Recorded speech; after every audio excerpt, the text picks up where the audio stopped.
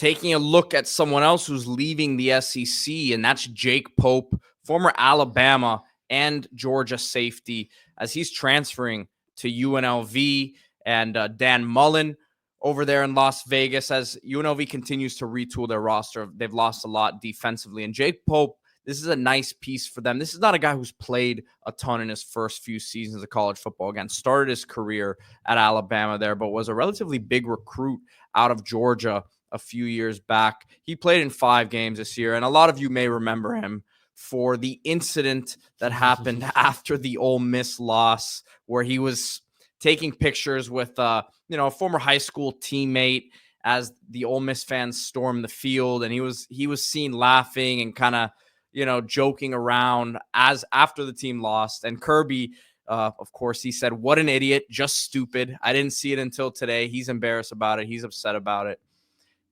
So that he kind of put him out to dry there. Kirby then did apologize after he said, look, he appreciated how he handled it. He's a great kid. He works hard. He appreciated how he handled it with the team. But that was Kirby in that press conference. That was a classic moment from the college football season this year. But outside of that moment, this is a guy who hasn't necessarily shown it yet here on the college level, but could kind of revive his career over there as a talented guy. And again, by all accounts, has been a good teammate and is a hard worker and all that. Yes, this guy's entering his 4th year, Pope, so he is ready to play. That's why he's going to UNLV. You lose Jalen Catalon. He goes to the SEC. Now you get someone from the SEC coming in. So it's almost it's like a program, right? Hopefully you keep Pope all the way until hopefully the NFL with this new UNLV, this new look UNLV program. Then me and Pete, we are both very, very high on the potential here with Dan Mullen, with everything that they got going on. But in terms of Pope, watching him in high school, so he signs with Alabama in high school and transfers to Georgia, has not played a ton, but just remembering him as a high school prospect, Buford, Georgia, enormous program in the state of Georgia, really one of the biggest programs in the Southeast, 5-star, 4-star players every year, extremely well coached.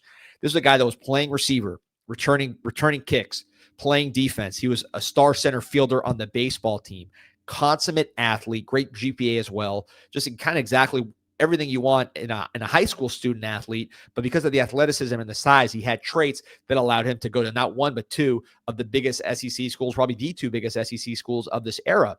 So there's a lot of talent there. He just needs reps. And these schools are recruiting 5-star defensive backs every single year.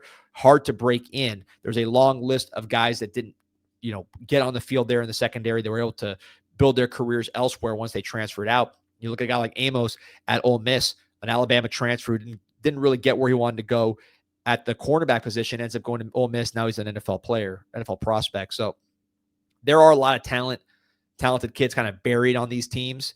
And I think what I like about Pope, if you're UNLV, 4-year guy, right? So he's coming in with experience, even if he hasn't played a ton. The versatility, great special teams player, athletic, enough to play receiver, but can also, he's a defensive back. This could be one of your culture builders to say, hey, this guy's going to play a ton. He's going to replace Catalan. He's going to be a centerpiece of our defense and really lead guys and be the face of this defense. Now, he's got to prove it. He hasn't done it on the field, but I think going down to this level with all the tools he has, all the experience he has, being around the biggest programs, both at the high school and college level, I really like the fit because UNLV needs a safety and Jake Pope needs an opportunity to play big snaps. There's a program, we keep saying it, is on the rise.